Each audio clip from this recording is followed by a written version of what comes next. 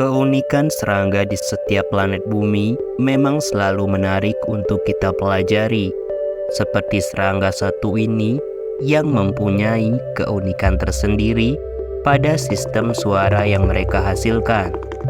Serangga ini bernama jangkrik Yerusalem, atau bisa disebut dalam bahasa Inggris, yakni Jerusalem Cricket. Jangkrik Yerusalem merupakan sejenis serangga yang termasuk dalam keluarga Stenopalmitidae. Mereka memiliki penampilan yang khas dengan tubuh besar, kepala besar, dan antena pendek. Meskipun namanya mengandung kriket, mereka sebenarnya bukan jangkrik, melainkan mereka lebih mirip dengan belalang atau serangga lain dalam keluarga Orthoptera. Mereka juga dikenal dengan sebutan potato bug atau Nina de la Tierra di Amerika Latin. Meskipun namanya mengandung Yerusalem, serangga ini sebenarnya tidak ada hubungannya dengan kota Yerusalem, melainkan serangga ini berasal dari negara Amerika Utara yang mencakup wilayah Kanada bagian barat daya hingga Meksiko Utara. Mereka hidup di berbagai habitat, termasuk hutan, semak belukar, padang rumput, dan daerah gurun yang lebih dingin. Jangkrik Yerusalem memiliki tubuh yang besar antara 2 hingga 3 inci panjangnya, dengan tubuh yang berbentuk oval dan berwarna coklat gelap atau hitam.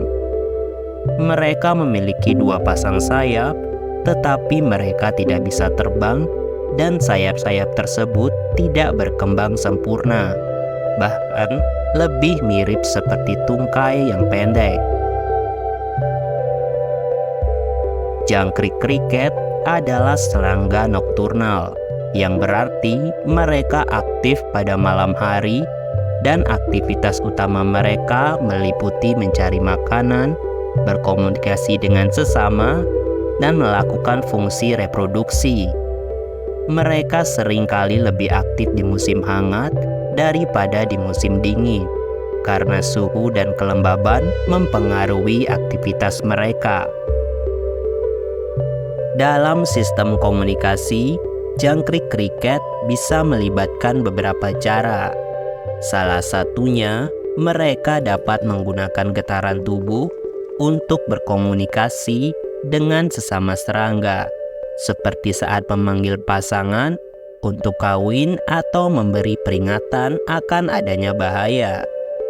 Mereka juga dapat menghasilkan suara dengan cara menggosok bagian tubuh mereka bersama-sama atau dengan mengetukkan kepala mereka ke permukaan tanah.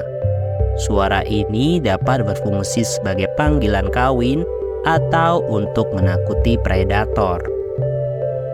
Dalam sistem reproduksi, jangkrik Yerusalem biasanya melibatkan siklus hidup, yakni dari tahap telur, nimfa, dan dewasa.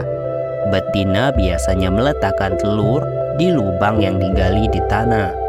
Setelah menetas, nimfa Yerusalem akan melewati beberapa tahap molting sebelum menjadi dewasa.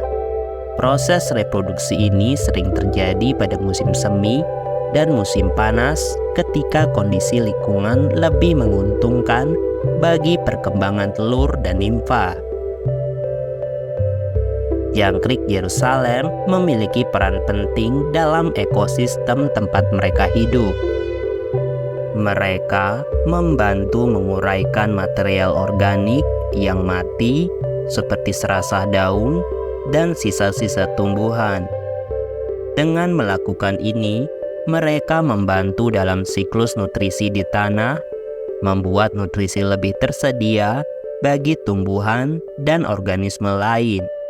Selain itu, mereka juga menyediakan sumber makanan bagi predator lain dalam rantai makanan seperti burung, mamalia kecil, dan serangga pemangsa lainnya.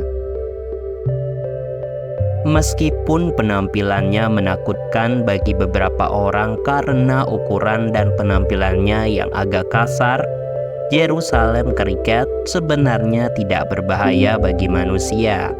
Mereka tidak menggigit kecuali dalam situasi pertahanan diri yang ekstrim, dan bahkan itu sangat jarang terjadi.